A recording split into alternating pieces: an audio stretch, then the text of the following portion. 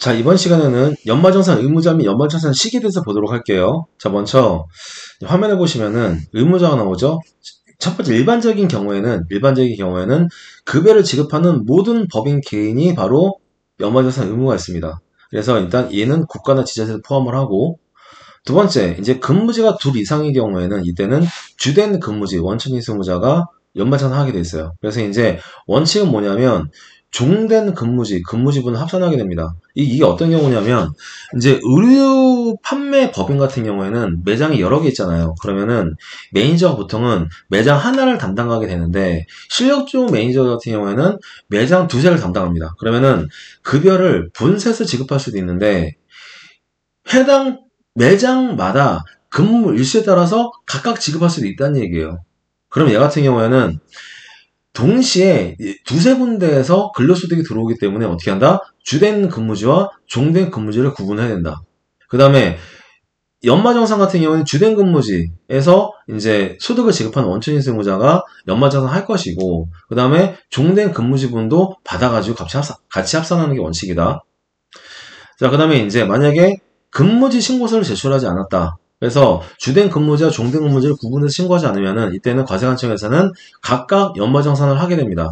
이건 자동이에요. 그래서 간혹가다 저한테 어떤 분들이 이걸 물어보십니다. 아, 우리 같은 경우에는 근무지 신고서 제출하지 않았는데 연말정산이 합산이 됐다. 왜 그러느냐? 이거는 과세관청에서 봐준 거예요. 봐준 거고, 원래는 이거는 각각 연말정산이 원칙입니다. 그럼 어떻게 되겠어요? 여러 군데에서 각각 연말정산하면서 누진세율이 두 번, 세 번 중첩되게 적용하기 때문에 다시 5월달에 종합소득 신고할 때 합산을 해서 별도로 정산 신고 납부해야 됩니다. 그래서 이제 신고할 때 근무자 둘 이상의 경우에는 근무지 신고서를 반드시 제출을 해서 이제 한 번에 끝내는 게 가장 편하죠. 세 번째, 재취직한 경우죠. 이 경우에는 이제 현 근무지와 전 근무지가 나눠져 있습니다. 그럼 어떻게 될까요?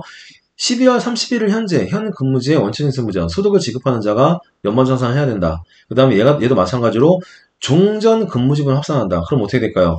원래 이 그 신규로 입사한 직원 같은 경우에는 전 회사의 원천징수 영수증을 받아와서 제출해야지 이거를 가지고 합산할 수가 있다.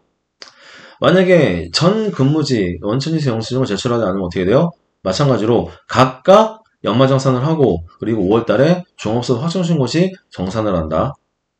그 다음에 원천징수 대상이 아닌 근로소득이 있는 경우인데, 이거는 이제 제가 이거는 이제 연말정산만 이번에는 강의하기 때문에 자세한 내용을 설명을 이제 못 드릴 건데, 우리나라에서 소득을 지급하는 사업자들의 경우에는 모두 원천징수 의무가 있어요. 소득을 지급할 때 원천세를 떼고 소득을 지급하고, 그 다음에 원천징수 이제 원천세를 신고 납부해야 됩니다. 다음 달 10일까지. 그 다음에 지급명세서를 제출해야 되겠죠. 그런데 우리나라에 있음에도 불구하고 소득을 지급할 때 원천징수 의무가 없는 애들이 있어요. 누구냐면은 대표적인 게 외국에 있는 주한 외국 대사관 영사관. 그 다음에 판문점에 있는 그 중립국 그 군사 감독 위원들 있죠? 거기. 그 다음에 이제 등등이 있습니다. 그래서 얘네 같은 경우에는 우리나라에 있지만은 우리나라 세법을 적용받지 않는 사람들이에요. 그래서 얘네 같은 경우에는 소득을 지급할 때 원천징수를 하지 않는다. 그럼 어떻게 될까요? 원래는 우리나라 사람들이 이런 주한 미국 대사관이나 주한 외국 대사관들이 있죠. 영사관들이 있죠. 여기서 월급을 받으면은 원래는 원천징수를 하지 않기 때문에 이때는 알아서 이제 신고를 해야 됩니다. 만에 하나 원천징수 대상 근로소득이 있고 원천징수 대상이 아닌 근로소득이 섞여 있다. 그럼 어떻게 될까요? 원천징수 대상이 근로소득을 지급하는 회사에서 원천징수 대상이 아닌 근로소득까지 받아서 합산을 해서 신고해야 됩니다. 그래서 이게 여기 나오는 원천징수 대상이 아닌 근로소득을 합산을 한다. 됐죠? 그 다음에 이제 합산하지 않으면은 마찬가지로 종합소득 확정신고 시 정산하는 절차가 필요하다. 그런 얘기예요. 구독, 좋아요, 알림 설정. 자, 그 다음에 이제 연말정산 시기가 있는데, 시기 같은 경우에는 먼저 계속 근로자의 경우에는 다음 연도 2월분 근로소득을 지급할 때 연말정산 할 것이고, 그 다음에 2월분 급여를 미지급하는 경우에는 2월 말일자로 연말정산 합니다. 그 다음에 연중에 퇴직하는 근로자의 경우에는 원칙은 뭐냐면, 퇴직하는 달에 근로소득을 지급할 때 약식으로 연말정산을 해요. 그 다음에 만약에 퇴직하는 퇴직 근로자 급여를 분할 지급하는 경우에는 이때는 급여를 처음 지급하는 때 이때 연말정산합니다. 자, 그 다음에 이제 근로소득 원천인수 영수증은 퇴직하는 달에 급여를 처음 지급하는 날이 속하는 달에 다음 달 말일까지 교부하는 게 원칙이고, 됐죠? 자, 그 다음에 이제 두 번째, 연말정산 이후에 근로소득을 추가 지급하는 경우인데, 자, 이 경우에는 추가로 지급하는 때 당초 근로를 제공한 날을 귀속 시기로 하여 재정산한다. 이거 상당히 무서운 말이죠. 실무자들한테 재정산 상당히 무서운 말이에요. 자, 보시면은, 이제 이게 어떤 경우가 있냐면, 만약에 작년에 이제 회사에서 노사 합의를 합니다. 그래서 야, 우리가 이번에 좀 어려울 것 같으니까 동결시키자 라고 해가지고 동결 합의했어요. 그런데 이제 그 다음 연도에 이제 노사 합의할 때 이제 그 노사 합의할 때 노조가 보니까 작년에 회사가 분명히 어렵다고 해서 동결했는데 회사가 막 순이익이 막 300억, 400억이 난 거야. 그럼 어떻게 되겠어요? 야, 니네 작년에 힘들 것 같다고 해서 우리가 동결해줬는데 니네 돈 너무 많이 번 거 아니냐? 작년에 그러면은 정상적으로 인상해야 되는 이 급여를 갖다가 수급해서 달라라고 이제 협상을 하죠.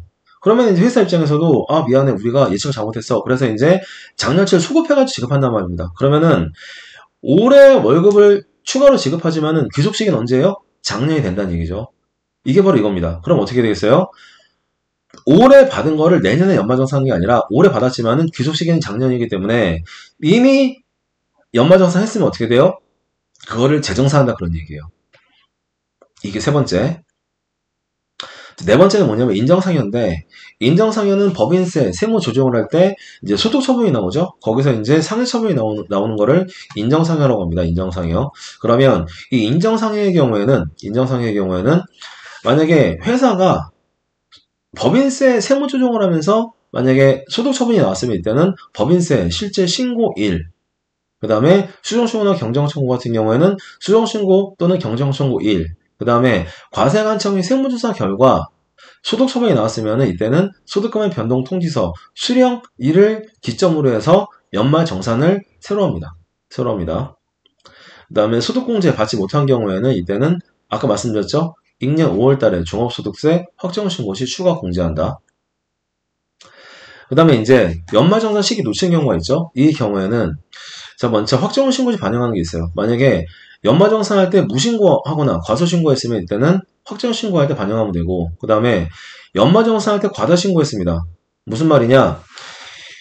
그 공제를 원래보다 조금 받아서 세금을 과다신고한 거예요. 이때 세금을 과다신고했으면 돌려받아야 되겠죠? 그래서 이 경우에는 이제 경정신고를 반영한다. 그래서 먼저 확정신고시 반영할 때는 뭐냐면 근로자 본인이 다음 연도 5월 중에 주소지 관할 세무서장에게 종합소득 과세표준 확정신고를 하면서 누락된 소득을 이제 반영하면 되고, 이때는 가산세 물지 않습니다.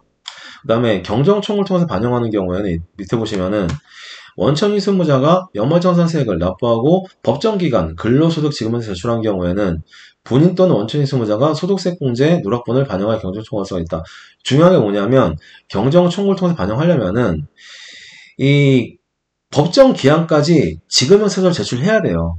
그러니까 납세 의무를 제대로 이행한 사람들한테는 과다하게 납부한 세액은 정당한 사유가 있으면 돌려주겠다는 얘기죠. 그래서 이게 이제 경정청구 됐습니다. 그래서 일단 여기까지 보시면은 연말정산의 시기를 보셨고, 이제 다음 시간에는 이제 별도로 이제 그 다른 내용 가지고 또 찾아뵙겠습니다.